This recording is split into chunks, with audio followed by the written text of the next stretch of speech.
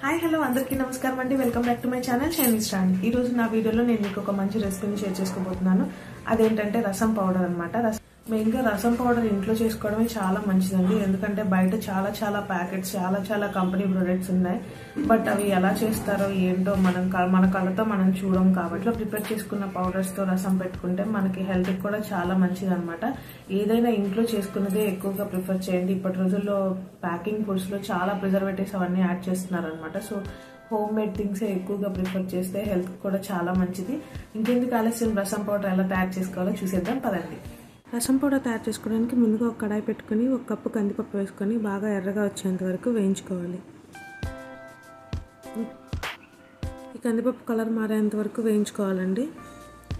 అంతా వేగిన తర్వాత ఒక ప్లేట్లోకి తీసుకోవాలి. అలాగే అదే కడాయిలో 1 కప్పు ధనియాలు కూడా వేసుకొని బాగా వేయించుకోవాలి. ధనియాలు వేగినట్టు ఎలా తెలుస్తుందంటే ధనియాలు మంచి వాసన వస్తుందండి వేగుతున్న కొద్దీ. అలా బాగా వాసన వస్తే మాత్రం బాగా వేగినట్టుగా తెలుసుకొని మనం ఒక ప్లేట్లోకి తీసుకోవాలి. ఇప్పుడు అదే కడాయిలో ఒక 1/2 కప్పు జీలకర్ర కూడా తీసుకొని వేయించుకోవాలండి. జీలకర్ర పెద్దగా టైం తీసుకోదండి, ఒక 2 మినిట్స్లో అయిపోతుంది.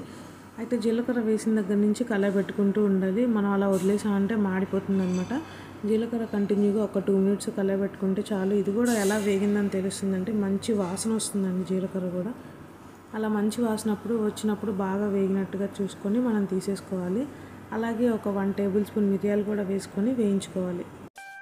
ఇవి కొంచెం కలర్ మారేంత వరకు వేయించుకుంటే సరిపోతుందండి. చూసారు కదా, ఇలా కలర్ మారిపోయింది. ఇప్పుడు ఇవి కూడా అదే ప్లేట్లోకి తీసుకుందాం. ఇదే కడాయిలో ఒక 10 నుంచి 12 ఎండుమిర్చి తీసుకుంటున్నాను. మావి కొంచెం కారం ఉన్నాయన్నమాట ఎండుమిర్చి. కారం లేని ఎండుమిర్చి అయితే ఒక 20 వరకైనా తీసుకోవచ్చండి. కారం ఉన్న ఎండుమిర్చి అయితే ఒక 12 సరిపోతాయి. ఇవి కూడా కొంచెం వేగితే సరిపోతుంది.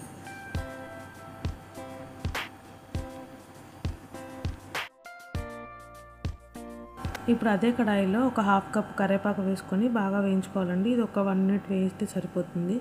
ఆకులో ఉన్న చెమ్మంతా పోయేంత వరకు వేయించుకుంటే చాలు.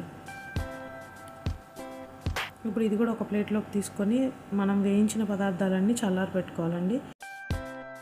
వేయించిన పప్పులన్నీ చల్లారిన తర్వాత ఇది ఒక మిక్సీ జార్లోకి ట్రాన్స్ఫర్ చేసుకొని మెత్తని పొడిలో చేసుకోవాలి.